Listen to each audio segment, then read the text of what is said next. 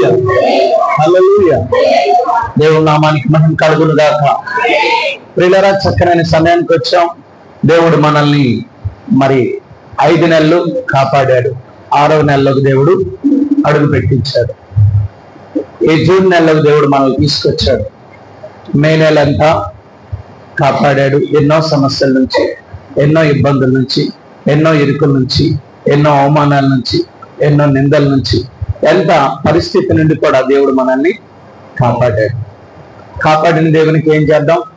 ఒక 2 చేతులకు ఒకసారి గట్టిగా అందరూ చెప్పాలి. మేలు పొందిన ప్రతి ఒక్కరూ చెప్పాలి. మేలు పొందిన నేను కూడా దేవుడికి స్తోత్రం చెల్లిస్తాను. ఏంటయా మేలు అంటే, దేవుడు ఈ నెలంతా ఎన్ని ఆపదలు వచ్చినా దాన్ని నుండి విడిపించాడు. ఎన్ని పరిస్థితుల తారుమారైనా వాటన్నిటిని జాగ్రత్తగా కాపాడి ఈ జూన్ నెలలో మొదటి వారంలోకి దేవుడు తీసుకొచ్చాడు. అది మొదటి వారం, మొదటి దినం, మొదటి ఆదివారం, మొదటి రోజు అండి, మొదటి గడియలో దేవుని సన్నిధిలో మనం ఉన్నాం. వీళ్ళరా, మనం దేవుని వాక్యంలోకి వెళ్దాం. ఆది కాండము 48వ అధ్యాయము 16వ వచనం.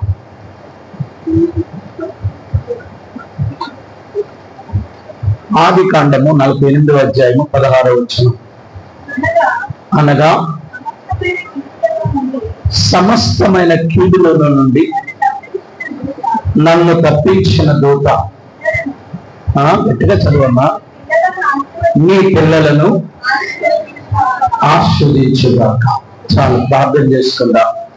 సకల ఆశీర్వాదాలకు కారణభూతుడైన మా తండ్రి, ప్రేమకు నమ్మకానికి పునాదైన దేవా, ఈ దినం నాతో మాతో అందరితో మాట్లాడి నడిపించిన యేసయ్య పరిశుద్ధ నామమున అడిగి వేడుకుంటున్నాం తండ్రి. ఆమేన్, హల్లెలూయా. మరొకసారి ఆ మాట చదువుదాం, చూడండి. అనగా సమస్తమైన కీడులలో నుండి నన్ను తప్పించిన దూత నీ పిల్లలను ఆశ్రయించుగాక. అక్కడ చెప్పండి.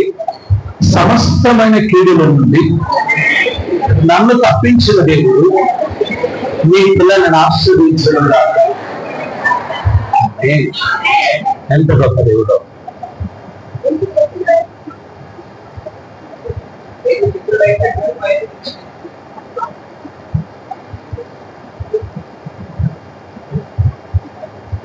చూసారా? సమస్తమైన కీడులు. ఎన్ని కీడులు అంట? సమస్తమైన కీడులు. ఒక కీడు కాదు ఇక్కడ చెప్పలేదు దేవుడు. ఈ భక్తుడు అంటాడు, నాకు సమస్తమైన కీడుల నుంచి. ఎందుకంటే ఒక మనిషికి ఒక కీడు రాదు ఏంటి, చాలా కీడులు వస్తాయి. అది ఒకరోజే రాదు, జీవితాంతం వస్తుంది. ఒక ఆయన అంటాడు, కీర్తన గ్రంథం 21వ అధ్యాయం 11వ వచనంలో,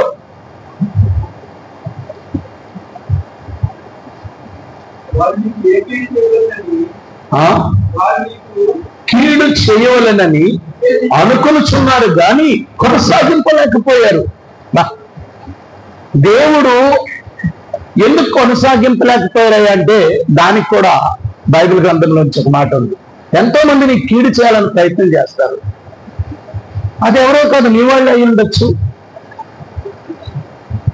నీ తోటివారు అయి ఉండొచ్చు, నీ ఎదుర్కొన్నవారు అవ్వచ్చు, నీతో నడిచిన వారు అవ్వచ్చు, నిన్ను ప్రేమిస్తానని చెప్పిన వారు కూడా అవ్వచ్చు. కీడు వీళ్ళ వల్ల వస్తుందా వాళ్ళ వల్ల వస్తుందని లేదండి. కీడు ఎవరి ద్వారైనా వస్తుంది.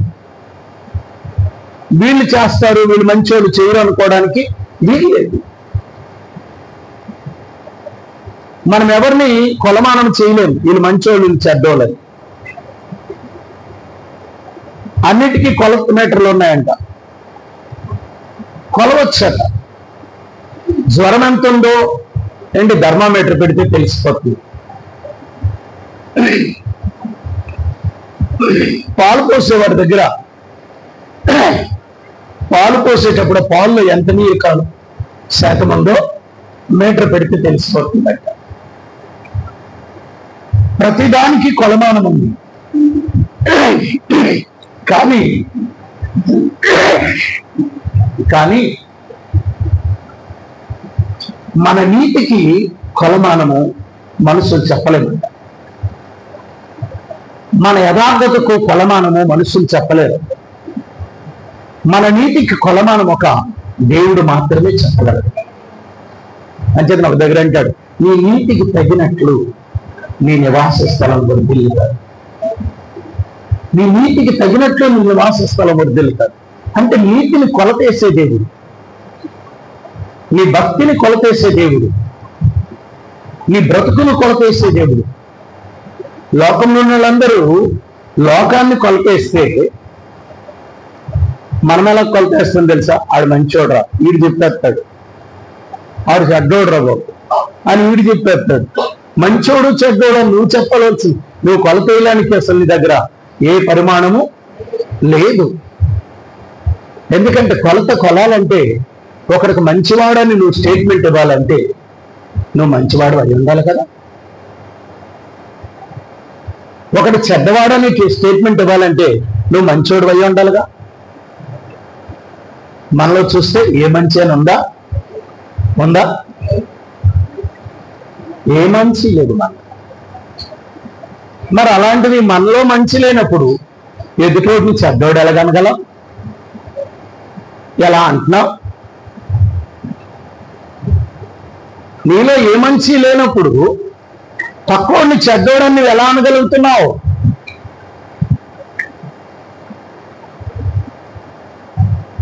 అండి, మనలో ఏ మంచి లేనప్పుడు మనం పక్కోళ్ళను పట్టుకొని మన బంధువుల్లో, మన చుట్టాల్లో, మన అన్నదమ్ముల్లో, మన అక్క చెల్లెల్లో, లేదా మనకున్నటువంటి పిల్లల్లో పట్టుకొని మనం చెడ్డవాళ్ళని ఎలాగనగలుగుతున్నాం? దేవుడు అంటాడు, తీర్పు తీర్చుకో, నీకు తీర్పు తీర్చబడదు. కొల చేయక, వీళ్ళంతటోళ్ళు వాళ్ళంతటోళ్ళు అని నువ్వు కొల తట్టుక. ఎందుకంటే లోకంలో ఒక సామెత ఉంది, ఏమో ఎవరిలో ఏ రహస్యము ఉందో.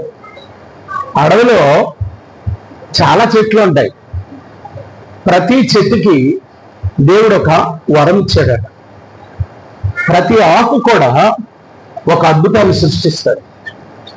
అంటే ఏదో ఒక వ్యాధికి అది మందుగా పనిచేస్తుంది. అది వేస్ట్ అనుకుంటావు, కానీ మందుగా పనిచేస్తుంది. చాలాసార్లు ఇప్పుడు చూడండి, విలేజ్లో పనిచేసినప్పుడు ఆడికి పారో గుణపమ్మ తగిలిపోద్ది. ఆ గట్టేస్తున్నప్పుడు ఆ తగిలిపోయినప్పుడు మనలాగా ఐరన్ తీసుకెళ్ళి వేయరు, లేకపోతే ఏదో పౌడర్ తీసుకెళ్ళి వేయరు, లేకపోతే వెంటనే టీటీ ఇంజక్షన్ వేయరు. అక్కడ ఏం చేస్తారు తెలుసా? అక్కడ ఉన్నటువంటి కంపు గాజాకాని అంటే వేస్ట్ ఆకు, అది కంపు, దాని పేరే వేస్ట్. అలాంటి ఆకుని తీసుకొచ్చి ఏం చేస్తారు? పసరగా పిండి ఆ కట్టు మీద, గాయం మీద వేస్తారు. వేసినప్పుడు గాయం ఏమైపోద్ది? టీటీ ఇంజక్షన్ కంటే బలంగా పనిచేస్తుంది. ఒక డాక్టర్ వేసే టీటీ ఇంజక్షన్ కంటే ఇమీడియట్లీ కార్యము జరుగుతుంది. అంచేతన ఎవరిని ఎప్పుడు తక్కువ చేసుకోకు. ఏ సమయానికి ఎవరికి దేవుడు ఏ విధంగా బ్లెస్ చేస్తాడు. ఒకవేళ వాడు బ్లెస్ అయినప్పుడు నువ్వు తలదించుకోవాలి కదా. ఈరోజు వాడిని హేళన చేస్తున్నావు, రేపు ఒకరోజు వాడికి తప్పకుండా దేవుడు ఏం చేస్తాడు? బ్లెస్ చేస్తాడు, ఖచ్చితంగా బ్లెస్ చేస్తాడు. ఎప్పుడు మన జీవితం ఇలాగా ఉండిపోదు. లోకంలోకి సామెత ఉంటారు, ఎద్దు ఎప్పుడు ఎల్లప్పుడు ఒక పక్క ఎప్పుడు పడుకోదంట, ఏదో ఒక రోజు ఏమవుతుంది. అలాగే నీ జీవితం కూడా ఏదో ఒక రోజు బాగుపడుతుంది. బాగుపడినప్పుడు వీళ్ళందరూ ఏమవుతారు తెలుసా? హేళన చేసే ప్రతి ఒక్కరూ తల ఉంచుకొని బ్రతకాలి. నిజంగా అంచేతనే చాలా జాగ్రత్త ప్రియులరా. ఇక్కడ భక్తుడు అంటాడు ఆదికాండంలో, సమస్త కీడుల నుండి నన్ను తప్పించిన దేవుడు.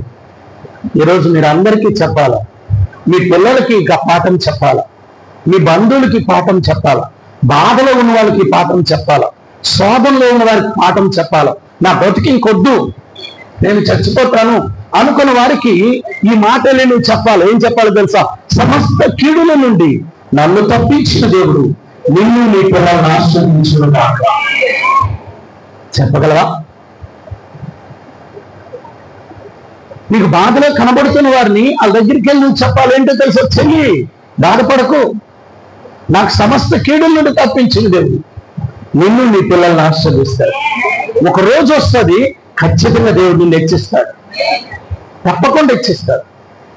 ఈ మాట ఎంత బలమైనదంటే బైబిల్ గ్రంథంలో చాలా బలమైనది. అంతే నా భక్తులు కీడు చేయాలని అనుకున్నారు, కానీ వాళ్ళు నాకు కీడు చేయాలనుకున్నారు, కానీ వారి వల్ల కాలేదు. చూడండి ఒకసారి మాట చదవండి, కీర్తనలు 21. వారు నీకు కీడు చేయవలనని ఉద్దేశించుదురు, ఉపాయం పన్నిరి, కానీ దానిని కొనసాగించలేకపోయి. బా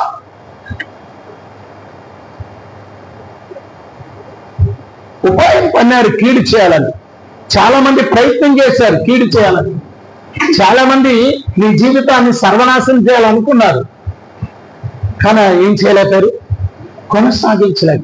ఎందుకు కొనసాగించలేకపోయారంటే అదే భక్తుడు అంటాడు 50వ అధ్యాయంలో, యోసేపు భక్తుడు అంటాడు, ఆదికాండం 50:20 అంటాడు,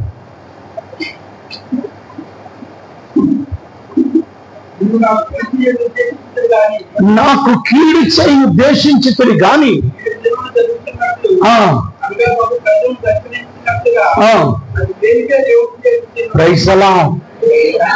అందరూ కీడు చేయాలనుకున్నారు, కానీ నా దేవుడైతే దాన్ని కీడును మేలుగా మార్చే దేవుడు. ఈ జూన్ నెలలో మీకు ఎన్ని కీడులు ఉన్నాయో ఈ కీడులన్నీ నా దేవుడు మేలుగా మార్చలేదు. ఎన్ని కీడులు అనుభవించావో మే నెల వరకు ఎన్ని కీడులు అనుభవించావో, సహోదరుడా, చెల్లి, తల్లి, తమ్ముడు, మే నెల వరకు ఎన్ని కీడులు అనుభవించావో, నీ బంధువుల ద్వారా, నీ శత్రువుల ద్వారా, నీ అన్నదమ్ముల ద్వారా, నీ అక్క చెల్లెల ద్వారా, ఈ లోకంలో ఉన్న వారి ద్వారా ఎన్ని కీడులు అనుభవించావో. నీ వెనకే ఉండి నీ కీడు చేశారేమో, నీతో మాట్లాడుతూ నీ కీడు చేయడానికి ఆలోచించారేమో, కానీ కొనసాగింపలేకపోయారు. నీకు తెలియలేదు, వాళ్ళకి తెలియలేదు, ఎందుకు జరగలేదు అని అనుకున్నారు. కానీ నీ దేవుడు ఏం చేశాడో తెలుసా, నీ కీడులన్నీ మేలుగా మార్చదు. మనతో ఉన్న దేవుడు మన కీడులన్నీ మేలుగా మార్చే దేవుడు. చెప్పండి, నాతో ఉన్న దేవుడు నా కీడులన్నీ మేలుగా మార్చాడు. ఆమేన్, ఆమేన్.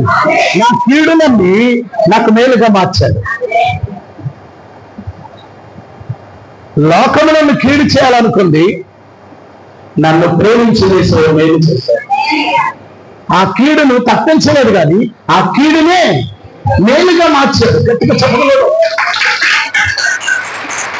నీకు వచ్చిన కీడునే మేలుగా మార్చాడు. ఎస్, ఇంగ్లాండ్ దేశంలో ఒక ఆయన బిల్లీ బ్రే అని ఒక ఆయన పేరు బిల్లీ బ్రే. ఆయన చాలా కటిక పేదవాడు, చాలా పేదవాడు. ఆ పేదవాడు అయినటువంటి ఆ బిల్లి క్రిస్మస్ రోజు కూడా పిల్లలకు తిండి పెట్టలేని పరిస్థితిలో ఉన్నాడు. వాళ్ళ ఆవిడన్నది,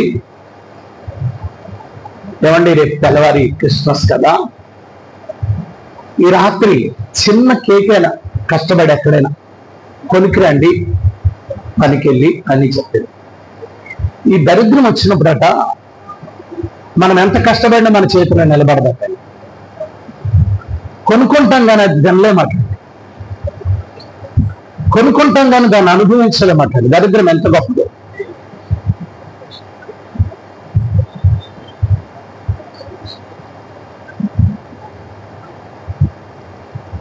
ఈ బిల్లి వెళ్ళి చిన్న బ్రెడ్ ముక్కుకొని సంచిలో పెట్టి ఈ కర్రలో పెట్టుకొని ఆ కర్ర చిగురులో తగిలించుకొని వస్తున్నాడు. వస్తుంటే పాపం అనుకుంటున్నాడట, ఈరోజు నా పిల్లలకి ఈ బ్రెడ్ ముక్క లేదా ఈ కేక్ తీసుకెళ్ళి దేవుని యొక్క సంతోషాన్ని నా కుటుంబంతో పాటు పంచుకుంటానని అనుకుంటున్నాడు. అనుకొని వీధి వెంబడి వస్తుంటే కొంతమంది ఆటకాయ గుంటలు పిల్లలు ఉంటారు కదా, వీళ్ళకేం పని పాట ఉండదు. ఏం చేస్తారు తెలుసా? ఆడి మీద ఈడు, వీడి మీద ఆడు, లేకపోతే ఆడికి రాజేస్తాడు, వీడికి రాజేస్తాడు. ఈ పనులు చేస్తారు. ఆటకాయలు అందరూ ఇదే చేస్తారు. వీళ్ళు ఒక విధంగా చెప్పాలంటే బైబిల్లో తొంటర పిల్లలు అన్నారు. వీళ్ళు ఏం చేశారంటే, పట్టుకొని వెళ్తున్నాడు కదా, ఈ బిల్లులు హేళనగా చేస్తూ మాట్లాడుతూ ఆ మీద ఉన్నటువంటి తెలియకుండానే ఆ సంచిని లాగేశారట. లాగేసి ఆ బ్రెడ్ తినేశారు. ఈ బిల్లు ఏమనుకున్నాడు, ఇంకా బ్రెడ్ ఉందనుకొని ఇలా పట్టుకొని ఇంటికి వెళ్ళిపోయాడు. ఇంటికి వెళ్ళి ఆ పిల్లలతో అలా ఆవిడతో చెప్పాడు, అమ్మా ఈరోజు కేక్ తెచ్చాను, పిల్లలు మనందరం కలిసి సంతోషంగా కట్ చేద్దాం అని అనుకునేసరికి ఎక్కడ అంటే అదిగో సంచులు అంటే చూసి సంచి లేదు, కేకు లేదు. చూసారా? సర్లే, దేవునికి స్తోత్రం, దేవుడు మనకి ఇచ్చాడు, ఇదే ఇచ్చాడు అనుకొని హ్యాపీగా కుటుంబం అంతా ప్రార్థన కలిసి చేసుకుంటున్నారు. చేసుకునే లోపు వాళ్ళ ఇంటి దగ్గర ఒక బండి వచ్చి ఆగింది. బాగా ఒక పెద్ద బగ్గి లాంటిది, అంటే దాన్ని ఏమంటారు, అప్పుడు పెళ్లి కొడుకుని ఊరేగిస్తారు కదా, అప్పుడు రాజులు వేసుకుని వెళ్ళేవారు. అలాంటి ఒక బండి వచ్చి ఆగిందంట. ఆగి బండిలో నుంచి ఒక వ్యక్తి అడుగుతున్నాడు, ఏమండి బిల్లి గారు ఇల్లు ఏదండి? అందరూ అంటున్నారట, ఆడింటికి ఎవరు వస్తారు, దరిద్రుడు కదా, ఆడికి బంధువులు లేరు, చుట్టాలు లేరు, ఎవరు లేరు, వీడింటికి ఎవరు వస్తారు అనుకొని అందరూ అనుకుంటున్నారు. అప్పుడు అందరూ అంటున్నారట, అదే అదిగో ఆ కారిపోతుంది ఆ పాక, అదే వాళ్ళ ఇల్లు అని. మన దరిద్రానికి మన ఇల్లు కూడా చూపిస్తుంటదండి. నీ ఎలాంటి ఇంట్లో ఏ పరిస్థితులు ఉన్నావో నీ దరిద్రం ఆ ఇల్లు చూపిస్తుంది. అంచేత ఇంటిని చాలా జాగ్రత్తగా, నీకున్న చెన్నీళ్ళు కూడా జాగ్రత్తగా చూసుకో. లేకపోతే నీకు ఎంత పెద్దలున్నా నీ ఇంట్లోకి రాగానే నీ దరిద్రం ఏదో కనబడుతుంది. కొంతమంది పెద్దలు ఉంటుంది కానీ అందులో దరిద్రం కనబడుతుంది. కారణం ఏంటంటే సరిగ్గా ఊడ్చుకోరు, సరిగ్గా క్లీన్ చేయదు, సరిగ్గా బట్టలు ఉంచుకోరు, సరిగ్గా బెడ్ ఉంచుకోరు, సరిగ్గా ఏది ఉండదు. అక్కడ తినేస్తారు, అక్కడే పడేస్తారు, ఇక్కడ తినేస్తారు, ఇక్కడే పడేస్తారు. దాన్ని దరిద్రము అన్నారు. దరిద్రం అంటే ఇంకేదో కాదు. దరిద్రం అంటే ఎక్కడో రాదండి. మన ఇల్లును చూడగానే మనం ధనవంతులమా దరిద్రులమా తెలిసిపోద్దంట. నిజం. అయితే బిల్లి గారు వాళ్ళు చూపిస్తే అక్కడికి వెళ్ళారు. ఏమండి బిల్లి గారు మీరేనా అన్నారు. అవునండి. ఈరోజు కోటలో చాలా పరిస్థితి జరిగింది. అయితే ఎక్కువ కేకులు ఎక్కువ వంట అయిపోయింది. అది ఎవరికి ఇవ్వాలంటే దేవుడు బిల్లి అని ఒక ఊరిలో, ఆ ఊరి చివరిలో ఉంటాడు, ఆయనకి ఇచ్చేయమన్నాడు. కాబట్టి నీకు ఇమ్మన్నాడు అనుకొని ఒక చిన్న కేక్ పోయింది. కానీ రాజు తీసుకున్న కేకులు దేవుడు ఒక కీడు, ఆ కీడుని దేవుడు ఏం చేయగలడు? మేలుగా మార్చేయగలడు. నువ్వు నిజంగా దేవుని యందు భయభక్తులు కలిగి ఉంటే, దేవునితో నువ్వు నిజంగా ఉంటే, నీకు ఎన్ని కీడుని ఎంతమంది చేయాలని చూసినా అదే కీడుని మేలుగా మార్చేస్తారు. యోసేపుని అన్నదమ్ములు కీడు చేయాలని చూశారు. వాళ్ళకి తెలియదు, ఒకవేళ వీడు ప్రధానమంత్రి అయిపోతాడని వాళ్ళకి తెలిసి ఉంటే అక్కడి వరకు వెళ్తారండి? అసలు ఉంచింది వారా? వాళ్ళకి తెలియదు. వీడు కీడు చేస్తామనుకున్నారు, చచ్చిపోయాడు అనుకున్నారు. అన్నదమ్ములు మర్చిపోయారు, తల్లిదండ్రులు మర్చిపోయారు, అందరూ మర్చిపోయారు. ఎన్ని కీడులు అనుభవించాడో యోసేపు. కానీ ఒక రోజు ఏం జరిగిందో తెలుసా? అదే యోసేపు ఎదుటికెళ్ళి సాగిలి పడ్డారు తోసిన అన్నదమ్ములి. వీళ్ళు కీడు చేయాలని ఆ పట్టణానికి, దేశానికి అమ్మేశారు. కానీ అదే దేశంలో దేవుడు ఆ కీడుని ఏం చేశాడు? మేలుగా మార్చేశాడు. చూసారా? పోతీఫర్ అలా ఆవిడ కీడు చేయాలనుకుంది. ఎవరికి? యోసేపుకి. జైల్లో పెట్టింది. చూడండి, జైల్లోకి వెళ్తే ఏంటి నా బతుకులకు అయిపోయిందని మనం అంటాం. నేను ఏ తప్పు చేయలేదు, నాకు ఎందుకు జైల్లో పెట్టారంటాం. నేను ఏ తప్పు చేయలేదు కదా, నాకు ఎందుకు శిక్షించారంటాం. కానీ యోసేపు జైల్లోకి వెళ్ళాడట. ఎందుకు వెళ్ళాడంటే, మీకు ఒక మాట చెప్తాను ప్రియులరా. దేవుడు మన ప్రతి పరిస్థితి వెనక దేవుని అద్భుతమైన కార్యం ఉంటుంది. నీ ప్రతి పరిస్థితి వెనక దేవుని అద్భుతమైన కార్యం ఉంటుంది. అది నీకు తెలియకుండానే నీ ఇంట్లో జరుగుతుంటది. నీ ప్రతి పరిస్థితి వెనక దేవుని కార్యం ఉంటుంది. అద్భుతంగా దేవుడు కార్యాన్ని చేస్తుంటాడు. అద్భుతంగా నీకు తెలియదు. నువ్వు అనుకుంటావు కీడే నాకు జరుగుతుందని. కాదు, ఆ కీడు వెనక మేలు దాచించింది. హల్లెలూయా, హల్లెలూయా. కీడును మేలుగా మార్చే దేవుడు, కీడును మేలుగా మార్చే దేవుడు. ఆ కీడును మేలుగా మార్చాలంటే ప్రతి పరిస్థితిలో దేవానికి స్తోత్రం అని చెప్పాలి. కీడొచ్చిందని ఎవరిని తిట్టుకోకు, బాధ వచ్చిందని ఎవరిని హేళనగా అనుకోకు. వాళ్ళ వల్లే నా జీవితం వెలుగైపోయిందని అనక, ఆ బాధలో నిలబడి నువ్వు దేవుడిని నిజంగా స్తుతిస్తే అక్కడికక్కడే నీ కీడుని మేలుగా మార్చేస్తాడు. నీ కీడుని మేలుగా మార్చేస్తాడు. వాళ్ళ వల్ల నాకు ఈ కష్టాలు వచ్చాయి, వీళ్ళ వల్ల నాకు కష్టాలు వచ్చాయి, వీళ్ళ వల్ల నాకు కష్టాలు వచ్చాయి అంటే నీ కీడు ఎప్పుడు మేలుగా మారదు, ఇంకా కీడులు ఎక్కువ అవుతాయి. కానీ దేవుని నమ్ముకున్న మనము ఎవరి వల్ల కాదు, కానీ దేవుడు ఇక్కడికి నడిపించడం దేవుని చిత్తం. నాకు ఇక్కడ నడిపించడం దేవుడి చిత్తం. యోసేపు అనుకున్నాడు జైల్లోకి వెళ్ళడం దేవుడి చిత్తం. ఒకవేళ ఎప్పుడు తర్వాత ఎలా తెలిసిందంటే ఆ జైల్లోకి వెళ్ళాక ఇద్దరికి సువార్త ప్రకటించాడు. అక్కడ చూడండి, ప్రవచనం చెప్పాడు అక్కడ. ఒకవేళ యోసేపు అక్కడికి వెళ్ళకపోయి ఉంటే ఆ ఇద్దరు ప్రవచనాన్ని వినకపోయి ఉండేవారు. మనకు ప్రతి పరిస్థితి దగ్గరికి దేవుడు కార్యం చేయడానికే పంపిస్తాడు. నీకు ఒకవేళ సమస్యల్లో ఉన్నావా తల్లి, ఎవరైనా కీడు చేశారని బాధపడుతున్నావా తమ్ముడు, బాధపడకు. ఆ కీడు ఒక్కసారి ఒప్పుకో. ఏంటో తెలుసా, ప్రభా ఇక్కడ పంపించావంటే ఇక్కడ ఏదో అద్భుతం చేయగలరు. నీవు దేవుడు పంపించిన ప్రతి స్థలంలో నీకు ఒక అద్భుతం జరుగుతుంది. దేవుడు మాట విని నువ్వు వెళ్ళే ప్రతి స్థలంలో దేవుడు ఒక అద్భుతం చేస్తాడు. అయితే నువ్వు ఏం చేయాలో తెలుసా, ఎవరో నన్ను తోశారనుకోకు, దేవుడు నన్ను ఇక్కడ పంపించాడు. దేవుడు నన్ను పంపించాడంటే అద్భుతం చూస్తాం. ఎవరో నన్ను తోశారంటే ఇంకొక గోతులో నన్ను ఇంకొక గోతులో తోసేస్తారు. ప్రతి సమస్య వెనక దేవుడు పంపించాడు అనుకో. ఎప్పుడైతే నువ్వు అలా ఉంటావో నిజంగా నీ జీవితం ఎలా ఉంటుంది తెలుసా, అడుగు పెట్టే ప్రతి స్థలంలో అద్భుతం జరుగుతుంది. ఎక్కడ కీడు అనుకుని వెళ్తాం అక్కడ అద్భుతం జరుగుతుంది. ప్రతి సమయంలో మనం కీడు చేసేవారు ఉంటారు. అంటే ప్రతిసారి మనకేం జరుగుతుంది, ప్రేమ జరుగుతుంది. హల్లెలూయా. నీకంటే నమ్మదగి దేవుడెవరయ్యా, నీవుంటే నాతో ఏ భయము లేదయ్యా. నీకంటే నమ్మదగిన దేవుడెవరయ్యా, ఏ భయము లేదయ్యా.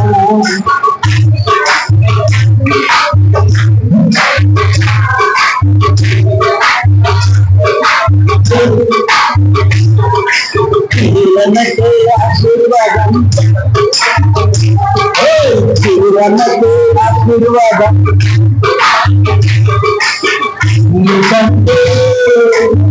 నీకంటే నమ్మదగిన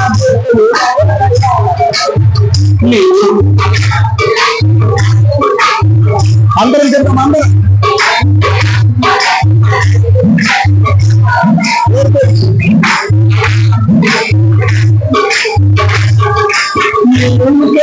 అన్ని జరిగించు, నేను కొరకు అన్ని జరిగించు. ఆశీర్వాదంతో ఆశీర్వాదంతో నీవంటే నమ్మదగిన నీవంటే నాకు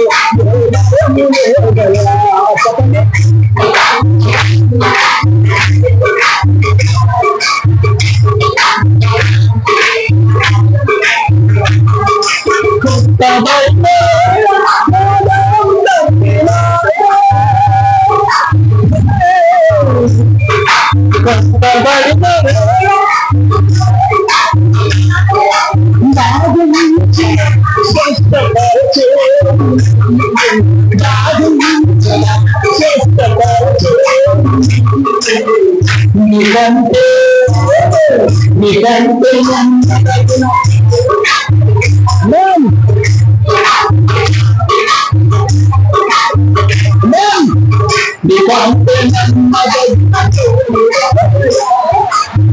నీకంటే నాతో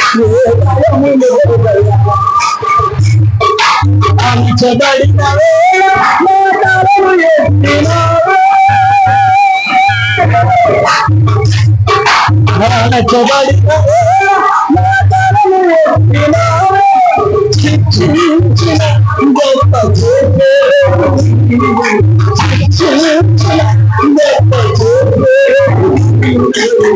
నీకంటే నీకంటే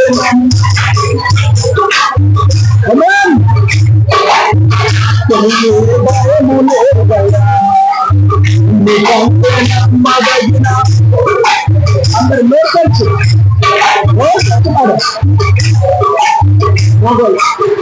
నీకంటే నమ్మదగిన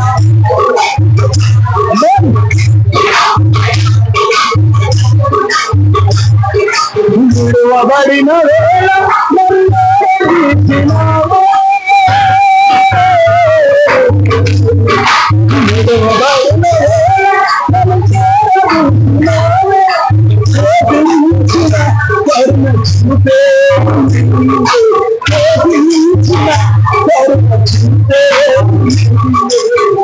నీకంటే నీకంటే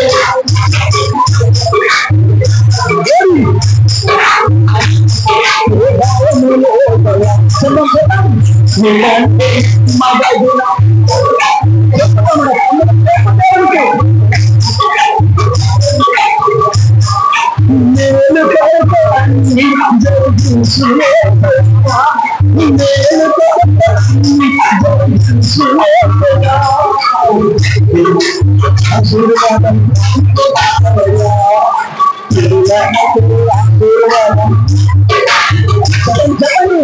నీకంటే నీకంటే నమ్మదగిన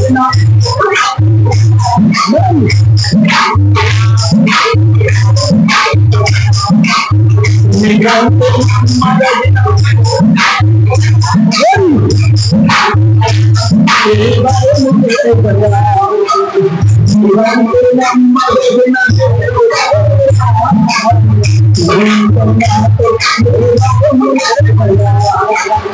నీకంటే నమ్మదగిన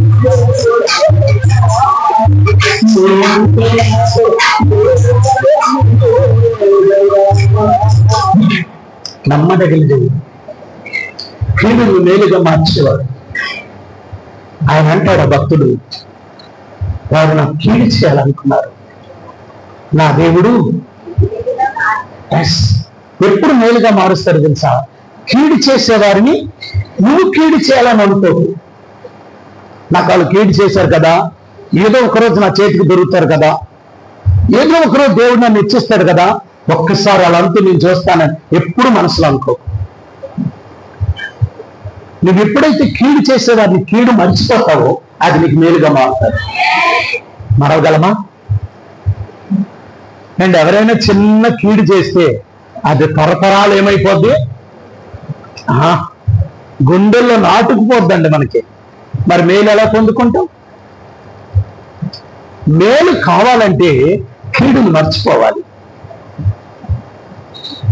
కీడు చేసేవారిని మర్చిపోవాలి. నాకు వాళ్ళు కీడు చేశారు అనే మనసు నీలో ఉండకూడదు. అప్పుడు ఆ కీడులు మేలుగా మారిపోతాయి. ఆమేన్, ఆమేన్, ఆమేన్. రైట్ ప్రియులారా, చూడండి ద్వితీయోపదేశకాండం 31వ అధ్యాయం 17వ వచనం.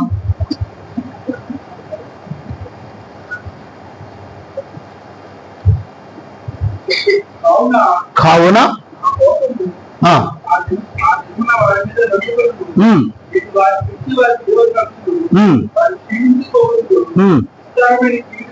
విస్తారమైన కీడు ప్రాప్తించును, ఆపదలు వారికి ప్రాప్తించును. చూసారు ప్రియులారా, నువ్వు ఎప్పుడైతే కీడు మర్చిపోతావో, ఎవరైతే నీ కీడు చేయాలనుకున్నారో వాళ్ళ మీదకి విస్తారమైన కీడాలుతారు. నిజం, వాళ్ళు చేసిన కీడును మర్చిపోవాలి. మర్చిపోయే మనసు మనకు కావాలి. మనకెందుకు రోగాలు, బాధలు, సమస్యలు అంటే ఎవరు చిన్న మాట అంటే అది ఆ మాట గురించి 24 గంటలు ఏం చేస్తాం? ఆలోచిస్తాం. కొంతమంది చచ్చినంత వరకు ఆలోచిస్తుంటారు. ఆ చచ్చిపోయిన రోజు కూడా ఆలోచిస్తుంటారు కీడు గురించి. అది నాకు ఇలాగన్నది, దాని అంతు చూడకుండా వెళ్ళిపోతున్నాను నేను. నరకంలో ఏం చేస్తావు? అగ్నిలో కాల్తా తప్ప ఇంకేమంత చూస్తావు? అక్కడేం రాదా? ఎక్కడికండి? నరకానికి ఏం రాదా? అక్కడ చూస్తాను అంతు. ఏం చూస్తావు?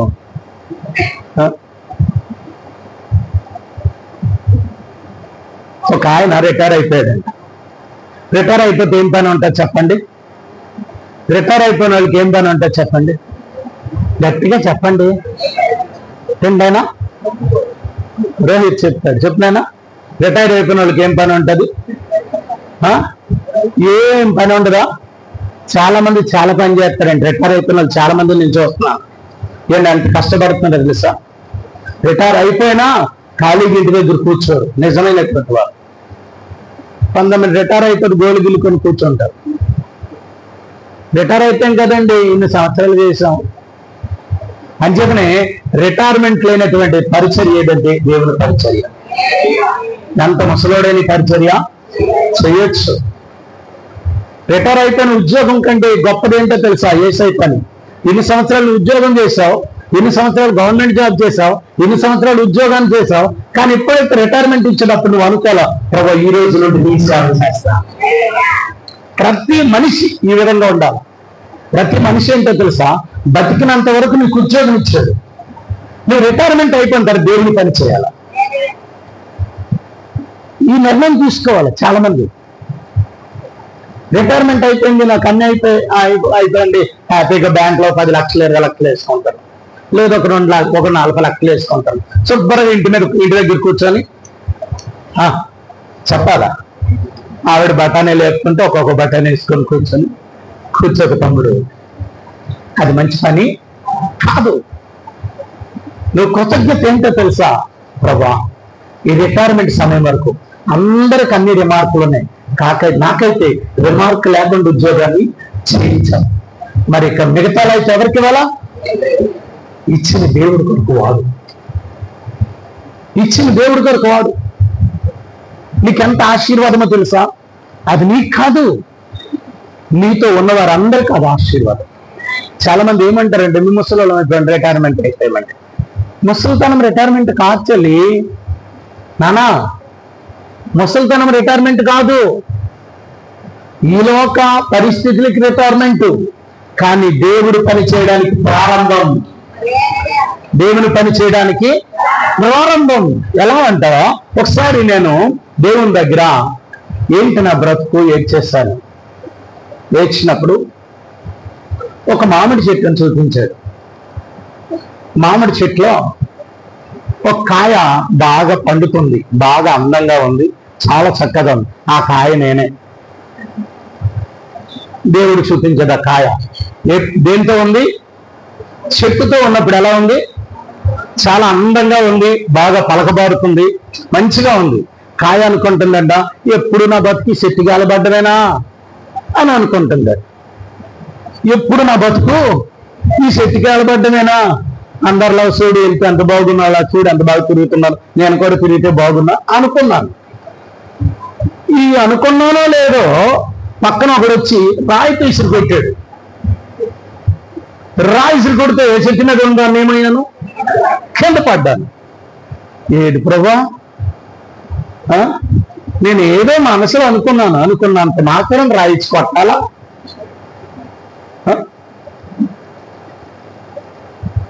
కింద పడిన తర్వాత కాయం తీసుకెళ్ళి దేవుడి సన్నివేశాన్ని చూపిస్తున్నాడు. అంటే నేను అప్పుడప్పుడు అనుకుంటూ ఎప్పుడు ఇదే బతుకు మారాలంటే దెబ్బ పడాల. రెండు బంగారం మంచి గోల్డ్ మంచి వజ్రంగా మంచి ఆభరణంగా మారాలంటే సుత్తి దెబ్బడానికి తగలాల. రాయి వజ్రంగా మారాలంటే రాయి మీద ఏం పడాలా? సుత్తి దెబ్బ పడాలి.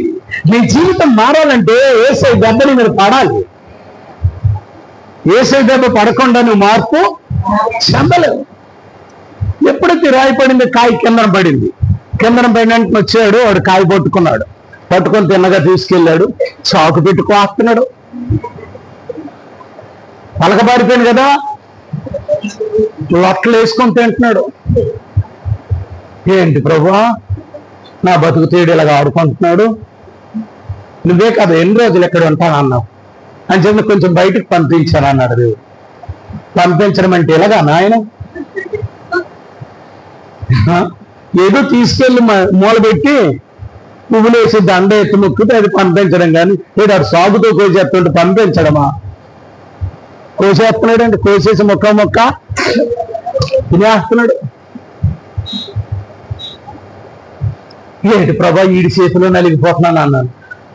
అప్పుడు ఆడు ఏం చేశాడండి, కోసిన తర్వాత తిన్నాడా? తిన్న తర్వాత ఏం చేయాలా? నేను పక్కన పడేయాలి కదా, అలా లేదు, ఆ టెంకని కూడా అంటున్నాడు. అంటే నన్ను పూర్తిగా నలిపేస్తున్నాడు. అయ్యో బాబోయ్, ఆ చెట్టు మీద ఉన్నప్పుడే బాగుండేది ప్రభా, ఎందుకు అనవసరంగా కోరుకున్నాను ఇలాగా. అప్పుడప్పుడు మీ జీవితంలో ఒకటి ఇదే కదా, ఎందుకు ప్రభా ఇలాంటిది కోరుకున్నాను, ఇలాంటి భర్తను కోరుకున్నాను ఎందుకయ్యా? నలిగిపోతున్నప్పుడు అప్పుడు అనిపిస్తుంది, ఇలాంటి వాడిని కోరుకున్నాను ఏటయ్యా, ఇలాంటి వాడిని ఇచ్చావేటయ్యా. ఇంటి దగ్గర శుభ్రంగా ఉండేదాన్ని అన్న అమ్మ నాన్నతో, ఎన్ని రోజులు ఉంటాను వాళ్ళ మీద ఎందుకు గౌరవం లేకుండా, వీళ్ళు అయిపోతే బాగుంటుంది. వచ్చినోడు ఎలాంటి వాడు, నలిపేస్తున్నాడు, కోసేయడమే కాదు, ఏం చేస్తున్నాడు, పళ్ళులో పెట్టి చెప్పాలా? మామిడి టెంకడ ఎలా తింటారు చెప్పండి? మామిడి పండు ఇప్పుడు తినలేదమ్మా, తిన్నారా లేదా? మీరు తినలేదా? ఫోన్లు ఇప్పుడు ఒక కేజీ 50 రూపాయలు కొనుక్కోండి, కేజీ 50 అన్నట్టు కొనుక్కోండి అయ్యా మామిడి పండు, ఇప్పుడేం తినండి. మీరు అనుకున్నాక ఫాస్ట్గా కొని చెప్తారని నేను ఇవ్వనండి. ఆ తిన్న తర్వాత ఏం చేస్తున్నాడు తెలుసా, ఇలా ఇలా ఇలా అనేసి పోనీ అదంతా తినేసాడు. మొత్తం అలా ఏ జ్యూస్ కూడా ఉంచలేదండి, కనీసం సీమలు తింటాయని ఉంచలే. ఇప్పుడు ఏం చేశాడు తెలుసా, తినేసి డస్ట్బిన్లో వేస్తాడు. చూసారా, చెట్టు నుండి దూరం అయితే బతుకేమైంది? గట్టిగా చెప్పాలా, డస్ట్బిన్ అయిపోద్ది. దేవుడి దగ్గర నుండి, దేవుని సన్నిధి నుండి మనం దూరం అయితే మన బతుకు డస్ట్బిన్.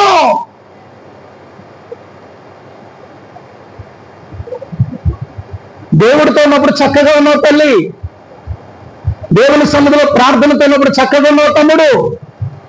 ఏంటి ఎప్పుడు ఈ ప్రార్థనలో ఆరాధనలేనా, ఎప్పుడో పాస్టర్ గారి వాక్యము, ఎప్పుడు చూస్తే ఉపవాస ప్రార్థనలు, ఏంటి ఇలాంటి ప్రార్థన? ఎప్పుడు ఒక ఎంజాయ్ ఉండాలి కదా. బయటకు వెళ్తే చూడు ఎన్ని సంఘాలు ఎంత ఎంజాయ్ చేస్తున్నాయి. అలాంటి సంఘంలోకి వెళ్ళాలని వెళ్ళావా, నీ బతుకు ఒకరోజు డస్ట్బిన్నే. దేవుడు ఇచ్చిన దానిలో ఉండి, ఎస్ దేవుని సన్నిధిలో ఉండు, నువ్వు ఆశీర్వాదంగా మారుతావు. డస్ట్బిన్కి వెళ్ళిపోయాను, ఆ డస్ట్బిన్లో అన్ని కంపే, నా బతుకు కూడా కంపే. ఇంకా కంపులో ఇలాగ అయిపోతున్నాను, ఎటెళ్ళినా కంపే కదా. డస్ట్బిన్లు ఏమంటదండి, అన్ని కుళ్ళిపోయినవి, పాడైపోయినవి, చెడిపోయినవి వేస్తారు, అంతేనా? మరి అందులో నన్ను కూడా వేస్తే ఏమన్నా, అమ్మ ఇటు వాసన వస్తుందని ఇటు వెళ్ళాను, ఇటు కూడా కంపే. ఇటు వాసన వస్తుందని అటు వెళ్ళాను, అటు కూడా కంపే. ఇటు వస్తుందని ఇటు వెళ్ళాను, అటు కూడా కంపే. ఎటు తిరిగినా కంపే. ఏంటి ప్రభు ఎలా చేసావని? పోనీ అక్కడితో ఊరుకున్నారా? ఏంటి అలా చేశారు, వండలేదా అన్నాడు. వండలేను ప్రభు. ఆ తెల్లవారు లేచి వచ్చారు ఎవరు,